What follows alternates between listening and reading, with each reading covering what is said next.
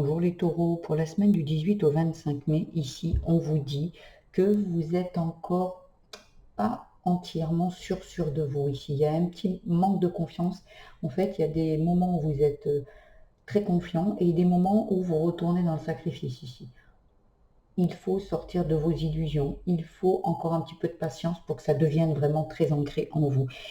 C'est protégé, votre confiance est protégée, mais le sacrifice était énorme. Le sacrifice était très ancré en vous depuis l'enfance ici. Donc, on vous dit que vous êtes capable, mais pour l'instant, c'est encore un peu fragile.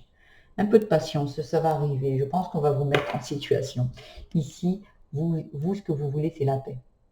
Et aujourd'hui, on va, mais vous n'y croyez pas en fait. J'ai l'impression qu'ici, vous êtes quelqu'un qui combat. Vous êtes quelqu'un qui est toujours dans la riposte, dans l'insécurité. Ici, il y a besoin d'aller là. Votre but final, il est ici. Votre objectif, il est là.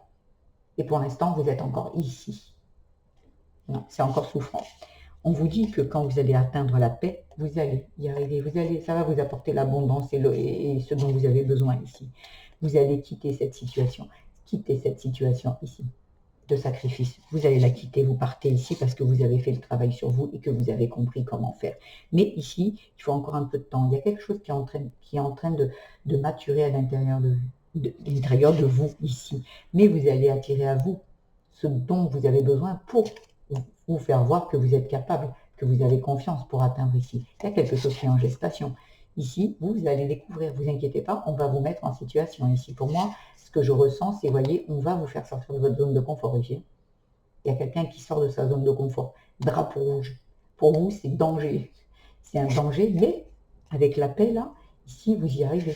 C'est comme si on vous met en test. Ici, l'univers vous met en test. À savoir si vous continuez le combat ou vous baissez les armes et vous dites, OK, allez, moi je veux la paix, aujourd'hui c'est important.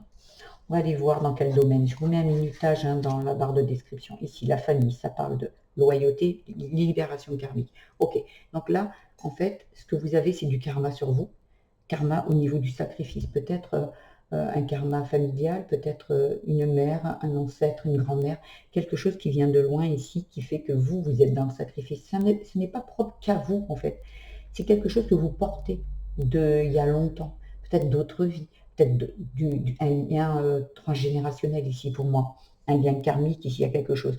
Tant que vous ne changez pas d'attitude, tant que vous restez ici, le karma est là. Une fois que vous vous dirigez vers la paix, que vous libérez, que vous devenez indépendant, vous vous émancipez de ce sacrifice, ici, vous libérez ce karma. Et ça arrive. Et en fait, c'est un karma qui concerne votre famille. Ici, comme si vous êtes obligé d'être dans le sacrifice par loyauté envers une personne, envers un grand-parent, envers un passé transgénérationnel ici. Comme si on doit se sacrifier pour sa famille, on doit se sacrifier pour ses enfants, on doit. Comme si on n'a pas le choix de le faire. On a le choix. Et ça, je pense que vous l'avez compris et que vous allez vous diriger vers la paix. Ici, on doit couper les liens. On doit couper les liens avec cette famille, avec les liens, on est bien d'accord, les liens de sacrifice. Les liens d'amour restent, de toute façon, on ne peut pas les couper. Les liens d'amour, on ne peut pas couper l'amour. On peut couper, par contre, les liens négatifs. Ici, c'est ce qui va se passer. Ça parle de fratrie. Est-ce que ça parle de votre fratrie? Est-ce que ça parle de la fratrie de vos parents? Est-ce que ça parle de la fratrie des grands-parents? Il y a quelque chose ici de karmique qui se transmet de génération en génération ici, mais vous êtes aidé, il y a une aide supérieure. Il y a, vous voyez, quand je vous disais que l'univers vous met en test, alors l'univers, Dieu, le Créateur, ce en quoi vous croyez ici, va vous aider. Ils vont vous aider ici à retrouver l'équilibre, à vous aider à justement à couper les liens ici. Vous allez y arriver. Pour certains, ça concerne la famille. Ici, bon, généralement, quand on a des blessures, ça vient généralement de la petite enfance, voire de l'adolescence, quelque chose qui vient de loin. Au niveau du travail, on parle de la chance et la maîtrise. Donc, ça veut dire que ici, vous allez en fait attirer à vous la chance parce que vous allez arrêter le sacrifice. Est-ce que vous allez arrêter de rester dans ce travail? Le travail, ça parle du boulot, ça parle d'un projet si vous n'êtes plus en activité ou ça parle du travail sur vous. Est-ce que vous sortez de ce sacrifice?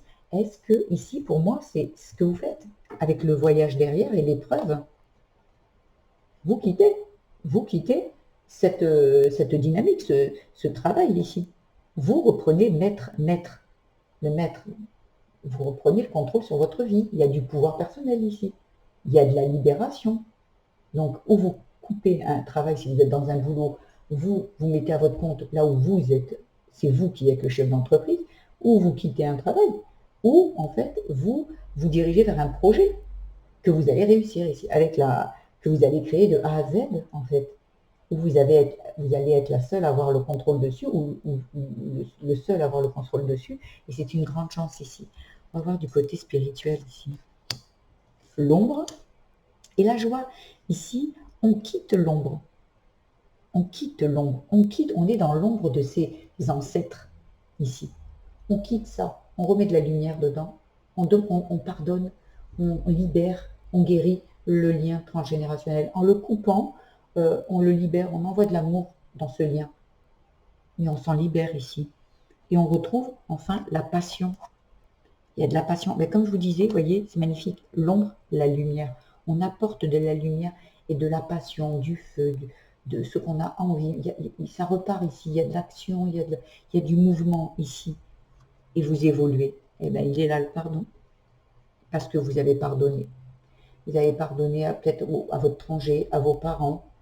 Il y a quelque chose qui est pardonné. On ne pardonne pas les actes si vous avez été violé, si vous avez été violé ou abusé, vous avez été, maltraité, humilié. On quitte ça, on pardonne. On ne pardonne pas les actes, on pardonne pour se libérer de cette rancune, de cette colère. C'est un cadeau que vous vous faites ici. On ne pardonne pas l'autre. L'autre, il s'en fout, en face, hein. On est bien d'accord. Et on se libère de ça. Le pardon, c'est un cadeau à soi. Hein. C'est une libération. On libère ce qui vous entrave encore, cette colère ou ce lien, cette tristesse qui vous attache encore avec la personne qui vous a fait du mal ou la situation qui vous a fait du mal, même si la personne est décédée. Hein. Il faut pardonner ici. Et on quitte. Et on quitte cette ombre ici. Magnifique. Magnifique. On va voir du côté cœur ici. Le cœur, c'est l'amour de soi, l'amour de sa famille, l'amour de l'autre. Rapidité, enfant. Ici, il y a quelque chose qui est soigné ici. Il y a quelque chose que l'enfant comprend rapidement ici. L'enfant, pour moi, c'est l'enfant intérieur. Hein. Ici, en amour, c'est vous. C'est vous à l'intérieur où on va vous mettre en situation rapidement et cet enfant va voir que vous êtes capable de faire les choses sans être dans le combat. Cet enfant est en attente. Cet enfant attend de voir si vous êtes encore dans le combat. Parce que cet enfant pense qu'il n'y a que le combat qui existe. En étant dans la paix, dans la sagesse, dans la douceur, vous lui apprenez qu'il y a d'autres façons d'avancer dans la vie, plutôt que d'être toujours dans la peur de situations désagréables, de situations où il se sent en danger ici. Il y a un nouveau départ. Il y a quelque chose en gestation ici. Magnifique. Il y a l'amour, la passion, le sentiment. Magnifique ici. Il y a un nouveau départ pour vous. C'est super beau, hein, votre tirage est super beau. Le conseil avec l'oracle Gugus. Qu'est-ce qu'il a à vous dire? Le Gugus.